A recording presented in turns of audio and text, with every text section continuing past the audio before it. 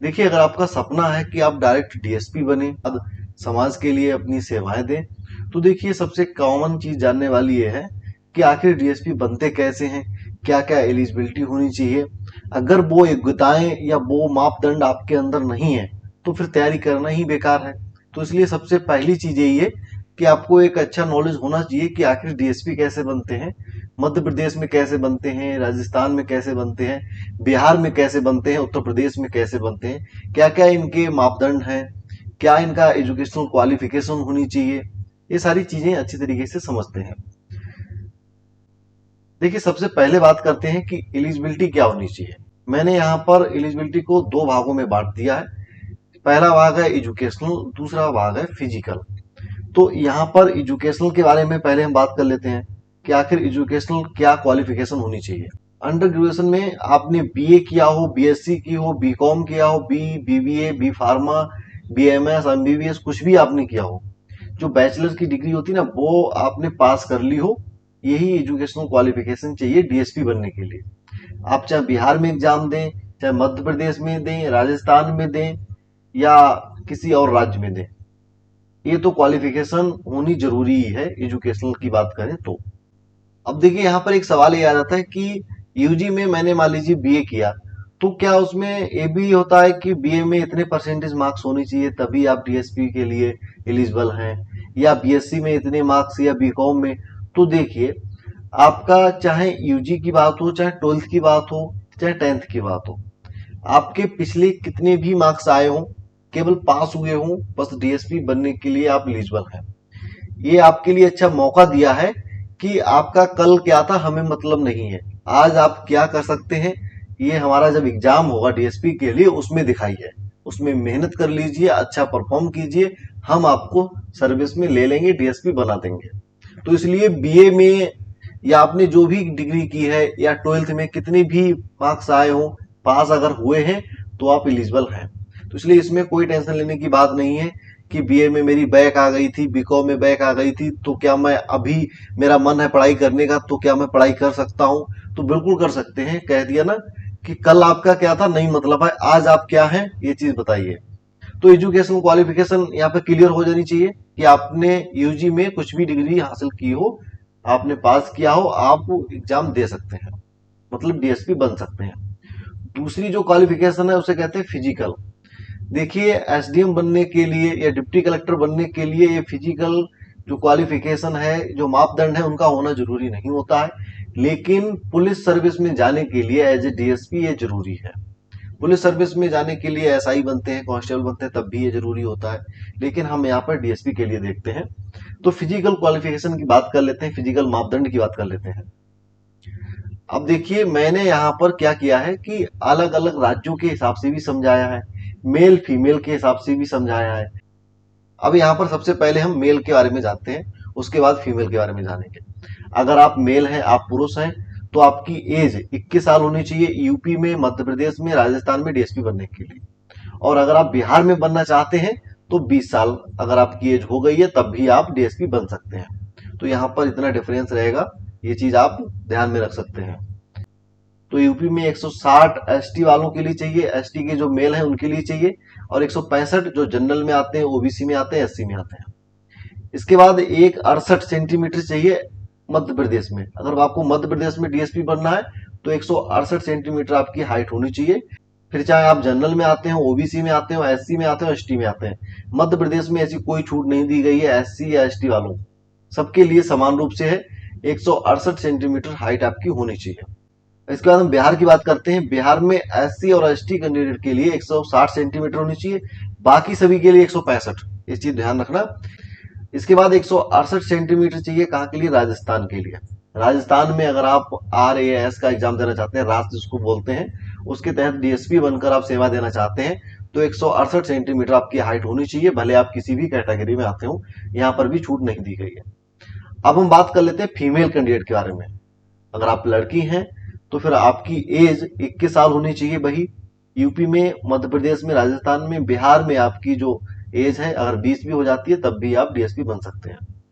अब अगर हाइट की बात करें हम फीमेल के लिए, तो 152 सेंटीमीटर होनी चाहिए जनरल, ओबीसी, एससी, और 147 होनी चाहिए एसटी के लिए। यूपी में, यूपी की बात कर रहे हैं, मतलब जनरल में आते हैं आप, ओबीसी में आते हैं, एससी में आते हैं, 152 सेंटीमीटर है, आप बन सकते हैं डीएसपी। और अगर आप एसटी में आते हैं तो 147 सेंटीमीटर भी है, तब भी बन सकते हैं। देखो ज्यादा है तो कोई दिक्कत नहीं है, यहाँ पर बात हो रही है कि कम से कम हाइट कितनी होनी चाहिए। अब 155 सेंटीमीटर चाहिए कहाँ? मध्य प्रदेश में। मध्य प्रदेश में किसी भी प्रकार की छूट नहीं दी गई है। आप फीमेल हैं तब भी कोई प्रॉब्लम नहीं है, यहाँ पर कोई छूट नहीं है। फीमेल है तो आपको 155 हाइट होनी चाहिए सभी कैटेगरी के लिए, ठीक है। और जबकि यहाँ पर मेल के लिए कितनी थी मध्य प्रदेश में? 168 थी, लेकिन फीमेल के लिए 155 दी गई है, लेकिन कैटेगरी में कोई छूट नहीं है। बिहार की बात करें, बिहार में 157 सेंटीमीटर हाइट होनी चाहिए आपकी, अगर आप बिहार की लड़की हैं या बिहार में डीएसपी बनना चाहते हैं तो। और राजस्थान की बात करें तो यहाँ पर 168 हाइट होनी चाहिए। अब देखिए राजस्थान गवर्नमेंट ने क्या किया है कि 168 सेंटीमीटर है जो मेल है उनके लिए भी है, और 168 सेंटीमीटर जो फीमेल है उनके लिए भी है।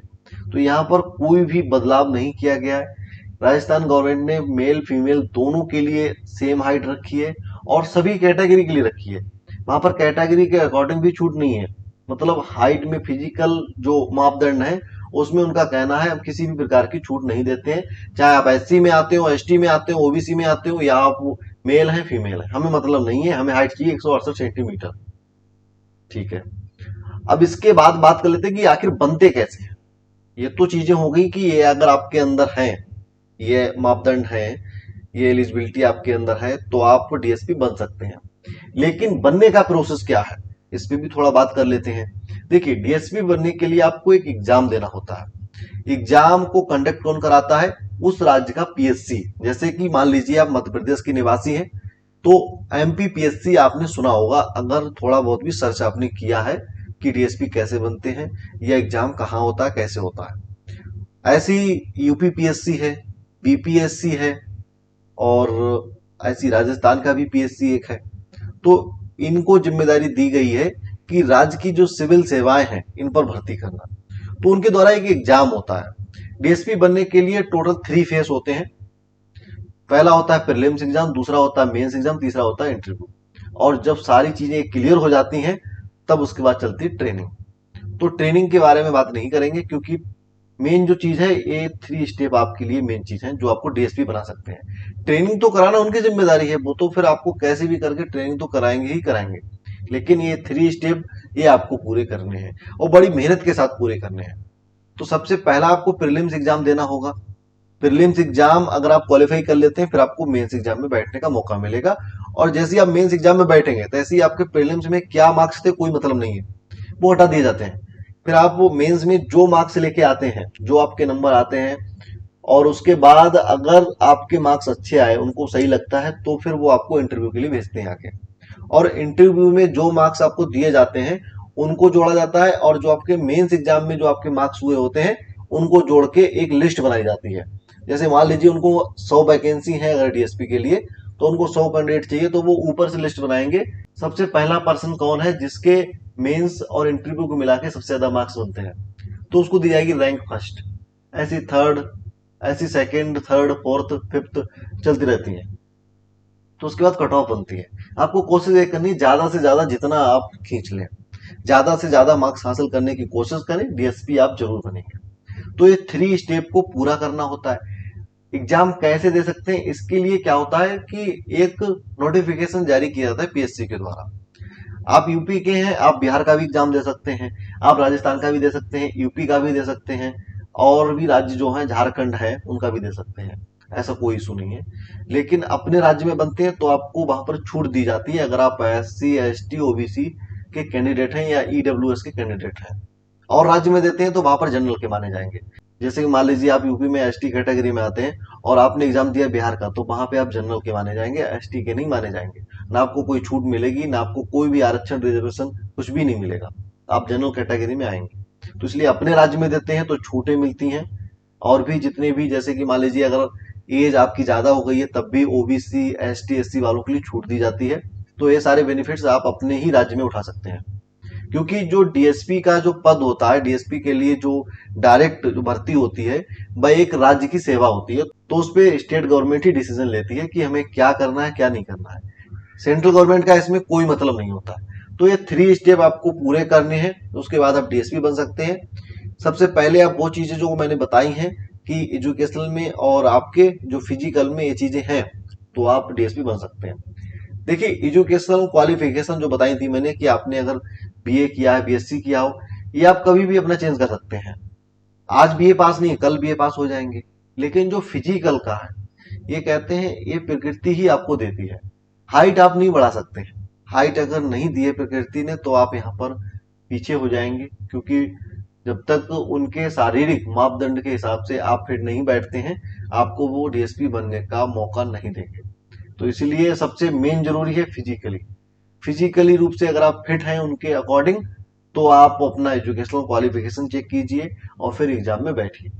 बाकी सारी चीजें समझ में आ गई होंगी। जो नहीं समझ में आए उनके क्वेश्चन आप पूछ सकते हैं।